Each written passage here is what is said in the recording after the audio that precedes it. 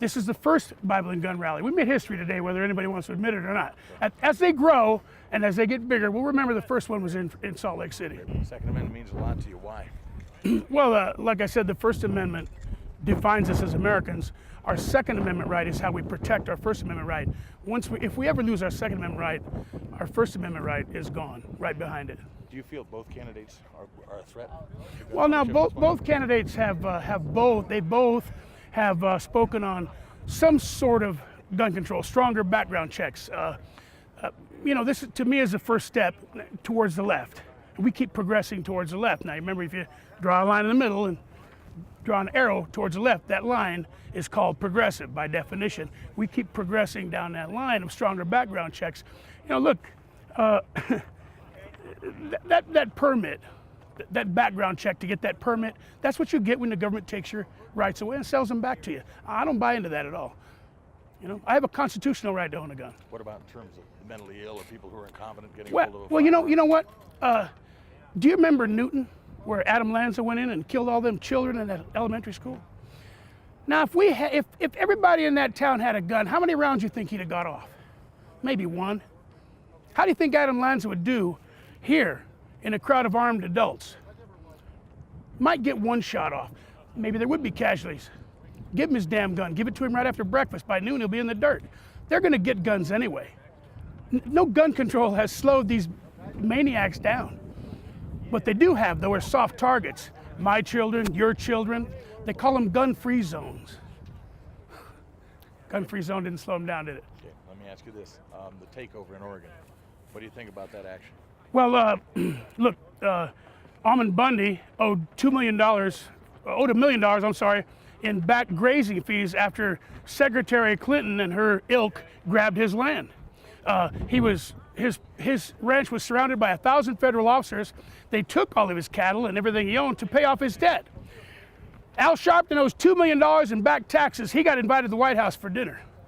How do you feel about it? Well, what do you think about the armed takeover in Oregon of the wildlife refuge? Well, now those guys, as far as I could see, were just taking over an empty building, you know. I didn't see them posing any threat. They didn't threaten anyone. And then they left. And by the way, Lavoy Finnegan was leaving the site when he was shot and killed unarmed by Hillary's FBI. Do you think Hillary Clinton actually played a role in that? Well, I don't know. I know they were her FBI. She's the Secretary of State. How is she the FBI? Well, I mean, okay, you know. Now, at some point, we're going to ask you a real question. She's the one who sent the Bureau of Land Management to take his land. You know who Lavoy Finnegan was? She took his land to sell his mineral rights to the Russians. Well, to the Canadian Foreign Investment Corporation that was owned by the Russians. So the only link I see to him being murdered, or shot when he was unarmed, was the fact that he was standing up for.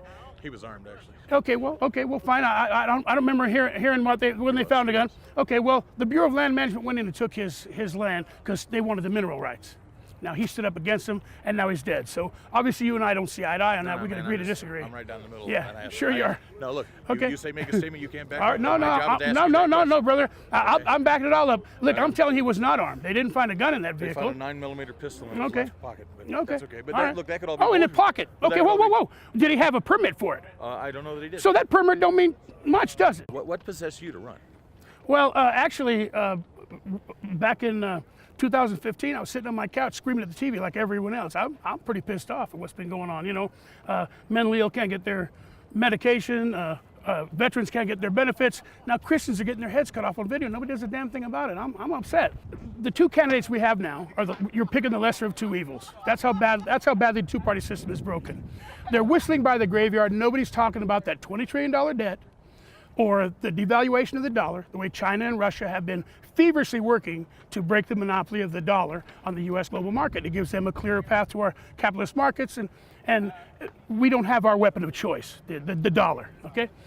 These are the two things that we need to start talking about, and nobody's talking about them. These are things that I want to talk about, and I'm hoping somebody will ask me harder questions, and thank you.